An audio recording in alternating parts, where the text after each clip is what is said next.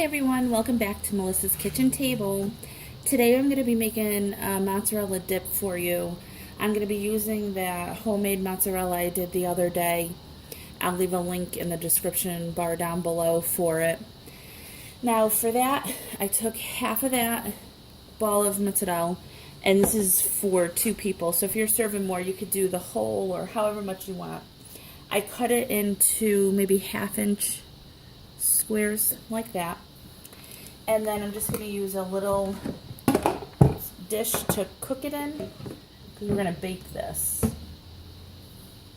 Alright, so I'm using this, and I'm also using some white truffle oil, and you're only going to put in about a 1/2 teaspoon, very, very little. This stuff has a lot of flavor, it goes a long way, you don't need a lot at all. And then I'm just going to use a pastry brush and wipe all around the dish with it. If you don't like that, you can just spray the dish, or you can just use a regular olive oil. Alright, so to that we're going to go ahead and layer the cheese in there.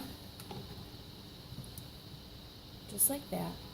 And then you can flavor this any way you like. You could just leave it the way it is.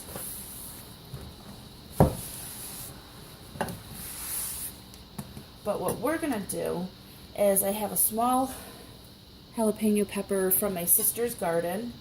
So I am going to very thinly slice that and put that on top.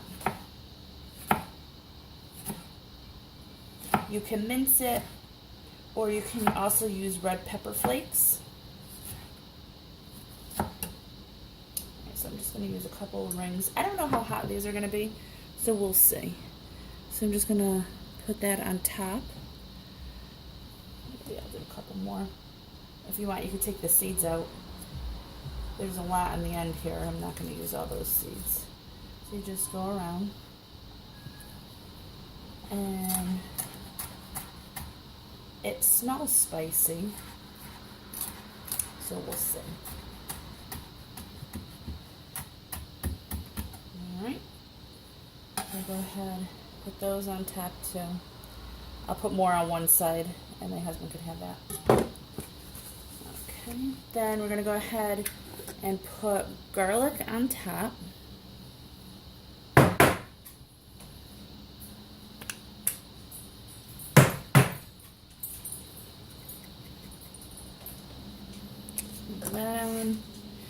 And I'm going to put some salt on top because the cheese isn't very salty. And then I'm going to go ahead and put a little oregano. You could put fresh garlic, you could use tomatoes, you can use red chili flakes, you could do whatever you want.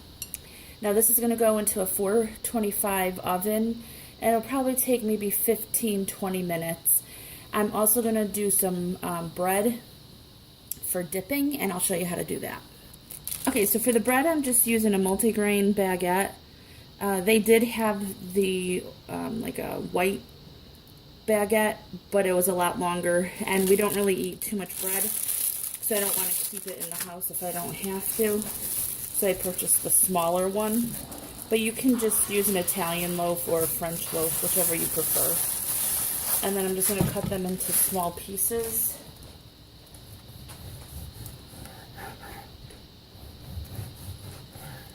About that big. So about a 1/4 inch. And I'll cut this loaf, and I will lay it on a cookie sheet, and I'll probably toast them for about 5 minutes, flip them, and toast them for another 5 in the same 425 oven. And I forgot to mention that I'm going to be using a serrated knife. It cuts bread better, or a bread knife. Okay, so that's what the bread looks like. Just like that. It's nice and crispy. So I'm just going to put it on a small platter, and as soon as the cheese is all melted, you want it to be golden brown and bubbly. That's why if you're going to put fresh garlic or fresh chilies on top, anything like that, you want to mince it very fine so it cooks really quick. because it's only in there 15-20 minutes tops. All right, so I'm just going to put these to the side, and as soon as the cheese comes out, I will show you the finished product. Okay, and here's what our final product looks like. It's nice golden brown and bubbly.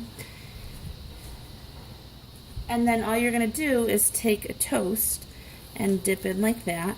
Of course, let that cool off a little bit because you'll burn your whole mouth. And you're going to get a little bit of heat from the chilies.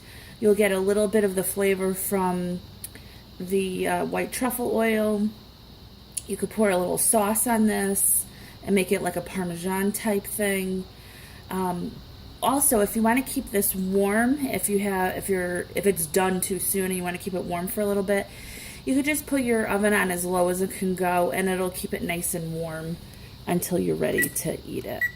So if you like this recipe, please give it a thumbs up and subscribe, and I'll talk to you next time. Bye.